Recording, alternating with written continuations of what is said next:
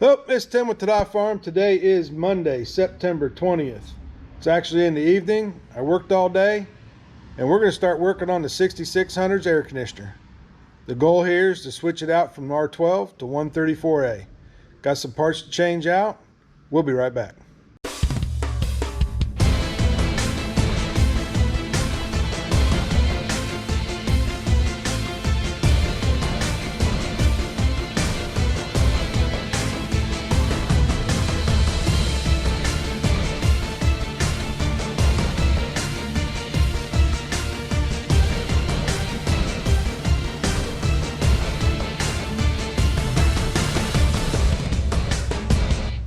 All right, we got everything apart here. It was kind of a little time consuming, so we didn't video much of it, but there's a whole lot of screws that have to come off around this to get the covers and stuff off. But anyway, here's the old filter dryer. We got it out. Everything is flared, which that's what I want to know before I had to buy parts. So that goes right down in here. There's a short pipe. Goes on this end here, and I'll show you that flare here in a second. It was bad. And then TXV goes right down in here. So we got all that out of there, and obviously, yes, we recovered the refrigerant first. Gonna let my buddy use it. So there's where we are. We got a list of parts we need to order, and we'll be back in a couple days. All right, a couple days later, I've ordered a TXV. This is the old one. I'll explain how it all works when we put the new one in. It should be here later today. Filter dryer. Ordered them from Tractor. Oh, shoot. ASAP. Ag Tractor. I can't remember what it's called. I'll put a link at the bottom. Anyway, I ordered that stuff from them. First time I've ordered from them. They seem like nice people. Be here in 2 days. Not too bad.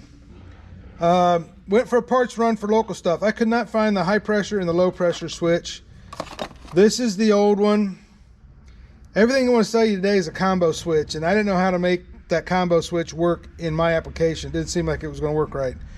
So I went down to my local HVAC store where I used to pick up a lot of stuff, picked up a low pressure switch, opens at 25, resets at 65. That's fine. It's basically there for loss of refrigerant. And then the high pressure switch, that cuts out at 400 pounds. If the condensers get dirty, plugged up with chaff and whatnot, that trips it off. The compressor will not come back on until you reset it, but the fans stay running on the condenser, so you can flip it. There's a reverse button on the fan, so you can reverse that and blow the dirt out, reset it, and then that should be back below the 300 to reset everything, and bang go.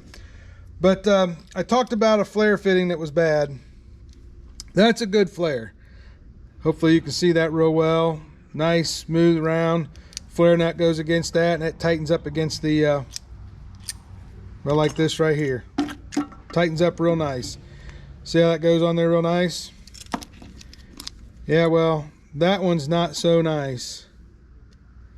That's not going to seal.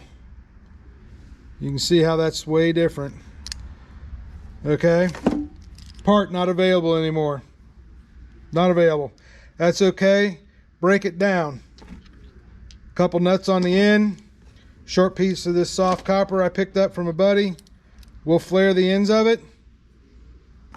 They make these little Schrader valve things you can put in there. I'm not going to put mine close like that. I'm going to leave it off a little bit so I can get a wrench on there. That was a problem with this one. When the pressure gauge was screwed on there, couldn't get my wrench in here.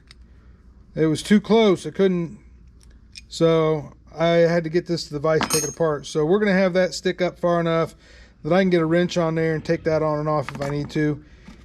It does. This one does not have a Schrader valve in it because there's no pin down in there to push on it. These other ones do. So I've taken it out for right now, because when I braze this in, we're going to have this copper cherry red to put it together. It's not like sweating water pipes. So we're going to get this put together, flared, drill the hole, braze this in, see how we do. We'll be right back. All right, got my hole drilled, and it's just tight enough That barely fits in there, and that's what you want because you don't want it to go too far in. We made our flares.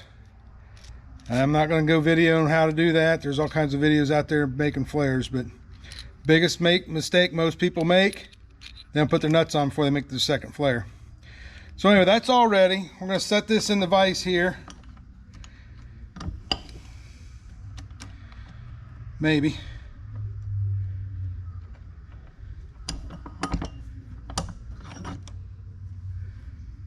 Get this put in here. And we're gonna get set up to braze it together. All right, we had to stop because my parts just showed up. I don't know how well you can see down in there, but we're gonna make this cherry red.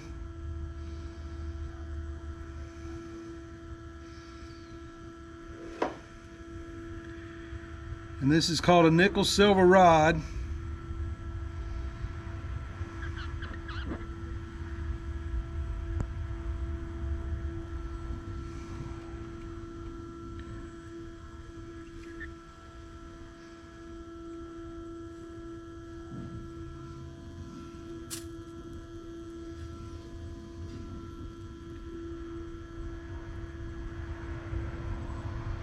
And there you go.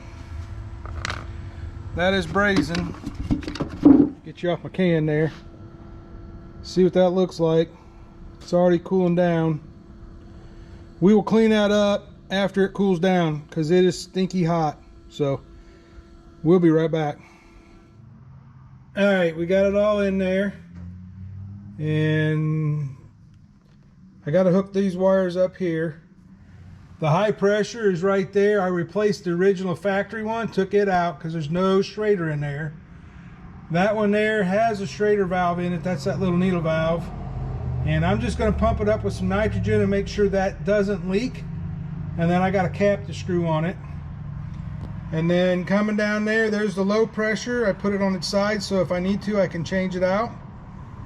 Come there next, underneath there, you can see it. Is a TXV and it's hooked up to the evaporator coil. And then there's your sensing bulb. Now from experience, nothing in here, there's no information that came with this that told me where to put that on that line. But you want to put that on the suction line. And that suction line right there. And you want to be about 1:32 o'clock in that quarter, top quarter of that pipe. And I put it on that side there. It can go on the back side, doesn't matter. You just want to put it on that top quarter. And then we will insulate all that, but we're going to pump it up with nitrogen first just to make sure we don't have any leaks. So bear with us. All right, here's my refrigerant gauges. Yeah, it's R12, 24, and 502. I know we don't have 134 on these gauges, but that just represents these different temperatures in here. R12 is real close to 134A, and I do have a chart in my phone. I can go from pressure to what the chart says for temperature. But red is high pressure, blue is low pressure. Hooked to the compressor up here. And then here's my bottle of nitrogen. Opened up the valve, got it cranked up to 100 pounds. And we're just going to slowly let this go in. See if we have any leaks. All right, we mixed ourselves up a little bit of Dawn dish soap.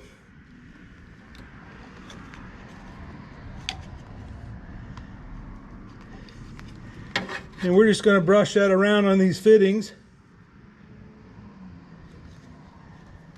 and see if we have a leak.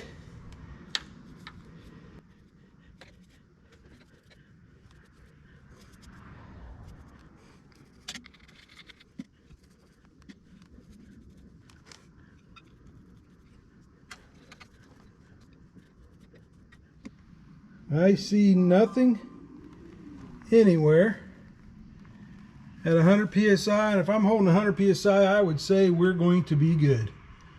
So we're going to pump it on up, check it some more, and we'll put it in a vacuum. We'll be right back. All right, we got the gauges set up now. We're pulling a vacuum. Got it down to that last inch with the vacuum pump. Now, I pulled a vacuum just a little bit ago, well, 20 minutes ago or so. Broke it with nitrogen, pulled it back down, broke it with nitrogen, and 20 minutes ago we started this process here. All that's doing is helping me get non-condensables out of there. Anything that may have got in there while we had it open for a couple days.